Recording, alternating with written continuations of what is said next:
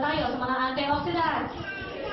Kukunti lang na naman ang sumasagot. Parang mas narinig ko pa yung baby sa likuran. So ang tanong ngayon, baka naman narinig yan. Narinig na po ba ang antioxidants? Yan, narinig nga lang talaga. Eh, kasasabi ko lang. So ano nga ba mga antioxidants? Siya po yung mga anti-stress, anti-aging, anti-cholesterol, anti-high blood, anti-diabetes, anti-cancer. Iyan po mga antioxidants na yan ang lumalaban sa tinatawag naman nating free radicals. Ano naman po ang free radicals? Ay naku, iyan lang naman po yung pinanggagalingan mula sa pinakasimpleng sakit na ubod-sipon hanggang sa pinakamalalang sakit na cancer. Na kung ayaw niyong magkasakit, simple lang, kailangan po iwasan na natin ang free radicals. Pero ang tanong ngayon, paano nga ba natin maiiwasan ang free radicals? E di unang-una, dapat alamin natin saan ba natin siya makukuha. At eto po ngayon ang good news. Free radicals is in the air that we breathe. O may coating activity lang po tayo. Kasi sabi nga ng mga jeepney driver, galaw-galaw, baka... Hindi po, bago na ngayon. Galaw-galaw, baka pumanaw. Ha? Para matunaw. Mas magandang pakinggan. Kaya kung ayaw niyong pumanaw, kailangan po participate lang kayo, ha? Okay? So at the count of 3, sabay-sabay po kayong mag-i-inhale. Okay? So 1, 2, 3. Okay, exhale na. Baka kung saan pa lumamasyan. Himatayin ang mga katabi. Okay, so congratulations po mga kapatid. You have just inhaled millions and millions and millions of free radicals. Congratulations po. Paglabas niyo po ng seminar room na to, posible na po kayong magka-cancer. Congratulations, Peg. No? Bakit gano'n na nangyari? O, ito, pansinin nyo. Ang pako, may buhay po ba o wala? May iba, hindi makasagot. Baka hindi alam ang pako. Baka kailangan Englishin ko pa. Ano English ng pako? O, ang nail po ba? May buhay o wala? Ano kailangan English pa? Mga social kayo. Pero pansinin nyo, ang pako, iwan na yung maghapon magdamag. Ano mangyayari sa kanya? Kinakalawang. Ang tanong ngayon, tayo po ba? May buhay o wala? Meron. So, pansinin mo, ang pako, wala namang buhay yan. Pero nagre-react sa hangin. Nagre-react sa environment. Kinakalawang. So, ang tanong ngayon, tayo pa kaya na may buhay? So, definitely tayo, kinakalawang din. At ito pa, pangalawang pinanggagalingan ng mga sakit natin, it's in the food that we eat. O, sa inyo na lang po ulit manggaling. Pag kayo magpiprito ng ulam, ano dapat ang itsura ng mantika bago nyo ilagay yung ipiprito nyo? Tunaw. May buo po ba mantika?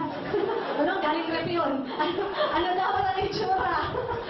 Dapat yung mainit na mainit para hindi tumikit yung ipiprito mo, di ba? Pero alam niyo po ba, according po sa research, yung pong tinatawag nating smoking oil or yung umuusok-usok na mga mantika sa sobrang init, nako, iyan po ay cause ng cancer.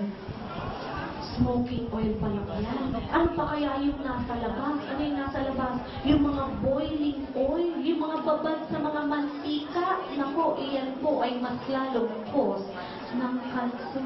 Eh, eto pa, lagi tayong nagmamadali. Kaya ang mga kinakain natin, nagmamadali rin. Ano yung mga yan? Mga instant. Ano yung instant? Instant coffee, instant noodles. Kaya pansinin nyo, ang mga sakit natin ngayon, ano? Instant. Instant din. Bakit? Kasi puro preservatives, puro chemicals. At eto pa, saan ba nanggagaling yung mga sakit natin? It's in the water that we drink. O sa inyo na lang po ulit manggaling. Nung kapanahunan nyo po ba, saan kayo kumukuha ng tubig na iinumin nyo? Sa ilog talaga si Mami. Kapag nga halata ako yung itaan, hindi, tayo Mami. O yung mga kasikitan ko na lang tatanungin ko, so tayo kumukuha ng tubig na inumin natin. O, pwede na nawa sa juice, hindi ba? Pero pansinin nyo, merong isang manufacturer ng water. Sabi niya, naku, hindi na ganun kasi pag mga nawa sa juice. Ano yun? Mineral water. Pero meron na naman isang manufacturer ng water. Sabi niya, naku, hindi na rin ganun kalinis sa mga mineral water. Ano yun? Distilled or purified water. Pero meron na naman isang manufacturer ng water. Sabi niya, naku, hindi na rin ganun ka-healthy ang mga mineral or distilled water na yan. Ano yun?